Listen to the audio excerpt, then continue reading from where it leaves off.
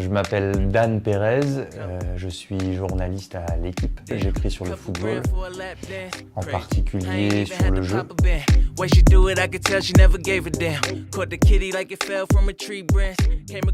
Arrigo Sacchi disait « Il n'y a pas besoin d'avoir été cheval pour être jockey ».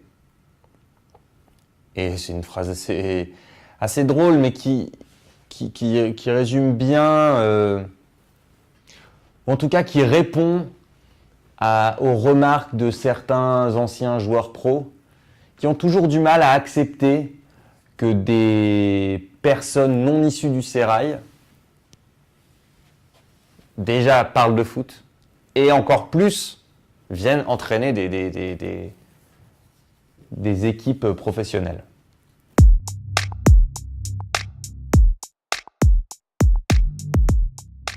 La différence entre eux et les entraîneurs qui ont eu une reconnaissance en tant que joueurs professionnels, elle est comment gagner la reconnaissance.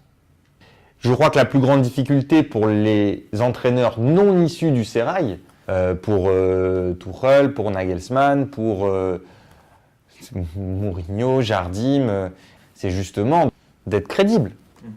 Parce que vous pouvez avoir les meilleures idées du monde, si vos joueurs ne vous écoutent pas, ou en tout cas si vos joueurs ne sont pas convaincus, ça ne sert à rien. Guardiola dit notamment, et c'est pas le seul, il dit le plus dur pour un coach, c'est de convaincre les joueurs. Okay. Après, vous pouvez avoir une bonne, mauvaise idée, mais il faut réussir à les convaincre. Okay. Et puis, ils ont besoin, en même temps, ces coachs-là, d'avoir un moment, une personne dans l'encadrement, une personne dans la direction du club où ils vont entraîner. Ils ont besoin qu'une personne leur fasse confiance et disent « Allez, je prends le pari, comme Berlusconi l'a fait avec Arrigo Sacchi au Milan, je donne les rênes de l'équipe à ce coach-là. »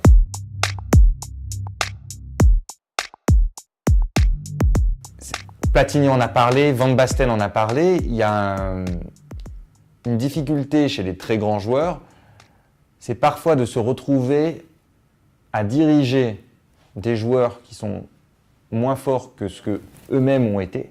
Comment accepter que mes joueurs ne soient pas en mesure d'exécuter ce que moi j'étais capable d'exécuter? Un exemple récent, on a vu parfois dans l'attitude de Thierry Henry à Monaco. Dans ses réactions, parfois, il y avait quelque chose de naturel et pas très bon dans sa com envers ses propres joueurs.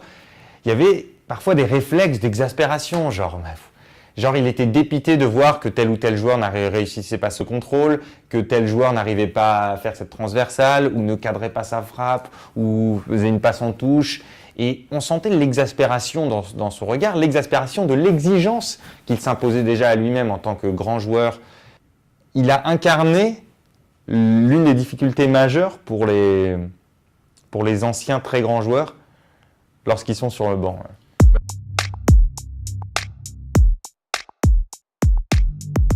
Factuellement, il a raison, c'est difficile de trouver des joueurs qui ont été à la fois d'immenses joueurs qui deviennent de grands entraîneurs.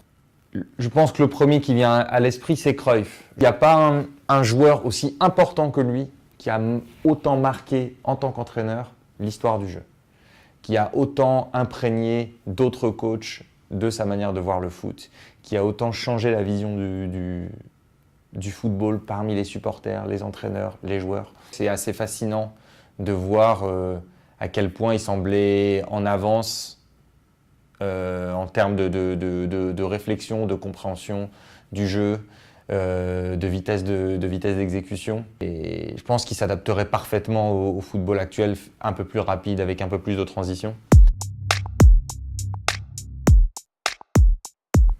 Malgré un palmarès d'entraîneur déjà très riche, donc 3 Ligues des Champions avec le Real, je ne le mets pas dans la catégorie de Cruyff.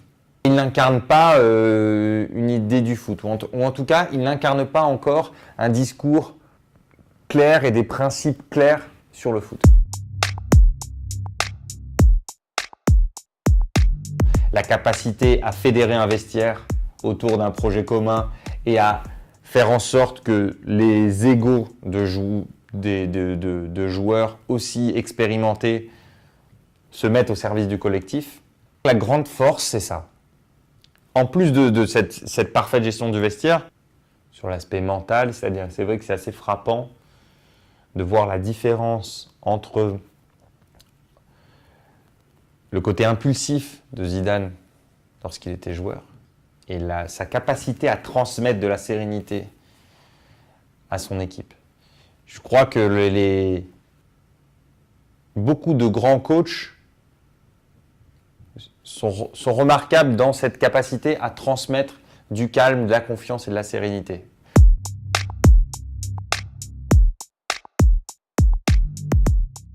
Les équipes avec des coachs à forte pensée ou avec des discours très établis sur le jeu produisent souvent beaucoup d'entraîneurs. De l'Ajax sort énormément d'entraîneurs. Du Barça de Cruyff sortent beaucoup d'entraîneurs aussi. Xavi au Barça, on sait que il est en train de passer ses diplômes d'entraîneur. On sait que quand il deviendra entraîneur, il ne démordra pas des principes de Cruyff, Guardiola, etc.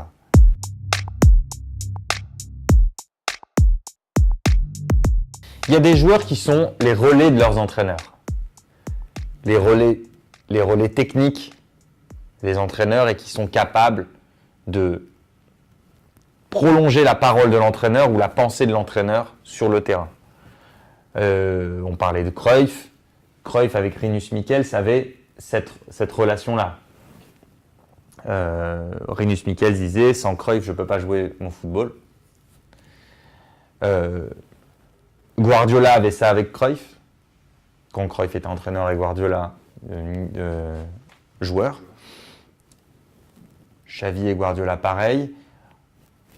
Je crois que pour déceler le potentiel entraîneur chez un joueur, il faut d'abord regarder la connexion qu'il a avec son coach ou avec ses différents coachs.